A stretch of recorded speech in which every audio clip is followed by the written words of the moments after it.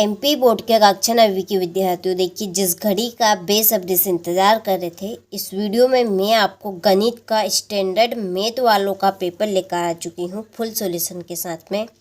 देखिए आप चाहते हैं वास्तव में 75 नंबर में से 60 से 65 नंबर लाना, तो इस क्वेश्चन पेपर को आप अच्छे से कंप्लीट करें। वास्तव में आप 75 नंबर में से 60 से 65 नंबर आप कवर कर पाएंगे। ठीक है, तो चलिए बिना किसी डाउट के वीडियो को शुरू करते हैं और सारे ही प्रश्नों को समझ लेते हैं। तो देखिए पहले प्रश्न में है सही विकल्प का चयन कीजिए। ठीक है, सही विकल्प आपके रहेंगे। तो पहला है कि निम्नलिखित में से बहुपद है।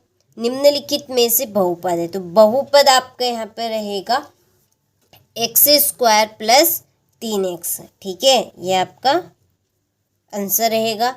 दूसरा है 0.16 प्लस 0.6 का मान होगा जब हम दोनों को जोड़ेंगे, तो जोड़ने पर आंसर होगा आपका 0.22। इसका भी आपका ग नंबर का सही रहेगा। तीसरा है 2/5 प्लस 1/5। ठीक है, 2/5 प्लस 1/5 का मान होगा, तो जब हम इनका तिरेक गुना करके इसके एलसीएम लेंगे, डायरेक्टली आप एलसीएम ले सकते हैं। देखिए दोनों के हर समान है, तो इसका जो यहाँ पर एलसीएम आएगा वो 5 आएगा, और 2 और 1 को हम जोड़ेंगे तो कितना होगा 3। तो इसका आंसर क्या होगा आपका 3/5। तो 3/5 कौन सा इसमें से, तो ये वाला है ग नंबर का 3/5। ठीक है,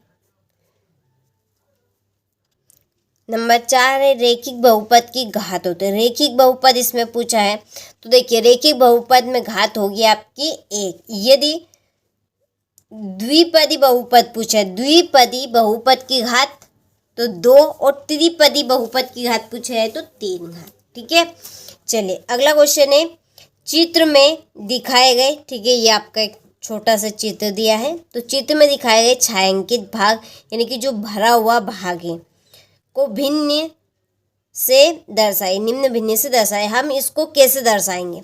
अब देखिए इसको दर्शाने का एक तरीका है। पूरे डिब्बे कितने हैं, पहले तो पूरे डिब्बे गिन लीजिए। पूरे डिब्बे कितने? 1 2 3 4। कितने डिब्बे हैं? 4। तो जो पूरे डिब्बे हैं वो आपके हर में लिखाएंगे यानी कि नीचे, और जो छायांकित यानी जो भरे हुए डिब्बे लिखाएंगे वो आपके ऊपर लिखाएंगे यानी कि अंश में लिखाएंगे। तो कितना है यहाँ पर भरा हुआ डिब्बा? 1 है। तो पूरे डिब्बे कितने हैं? 4 है। तो कितना हो गया? 1/4। तो इसका आंसर क्या रहेगा? 1/4। इसका ग नंबर का आपका राइट रहेगा। छठा है 2/5 गुणित 15/7 का मान होगा। ऊपर वाली संख्या का ऊपर गुना करेंगे, नीचे वाली संख्या का नीचे गुना करेंगे। तो गुना करेंगे तो इसका आंसर होगा आपका 6/7। क्या आंसर होगा इसका? 6/7। ठीक है, चलिए तो ये आपके सही विकल्प कंप्लीट हुए। इसके बाद में है रिक्त स्थानों की पूर्ति कीजिए। पहला भिन्न 1/4 का दशमलव रूप खाली स्थान है, तो इसका दशमलव रूप बनेगा आपका 0.25। हमें भाग देना है, भाग करके इस तरह से इसका दशमलव रूप निकल आएगा। ठीक है, दूसरा है 3x² में x² का गुणांक। x² के आगे कितना लिखा है? 3, यानी कि इसके गुणे का बताना है, तो इसका आंसर आपका 3 रहेगा। जो तीसरा है a⁴m गुणित a⁴n बराबर है, तो घात आपकी गुणा में जुड़ती है, तो हम इसको किस तरह से लिखेंगे? तो a⁴m प्लस n। ठीक है, चौथा है √2 एक खालिस्तान संख्या है, तो ये आपकी अपरिमेय संख्या है।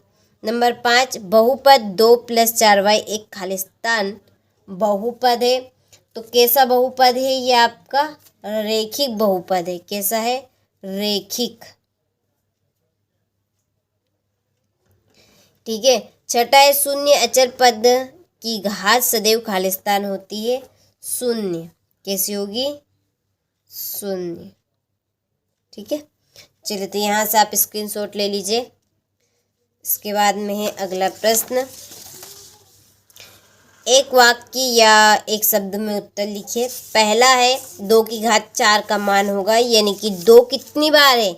4 बार है। और जब हम 2 का 4 बार गुणा करेंगे, 2 को हम 4 बार लिखकर फिर उनका आपस में गुणा करेंगे तो 16 आएगा। कितना आएगा? 16। 0.75 गुणित 3 का मान होगा। इसका मान होगा 2.25।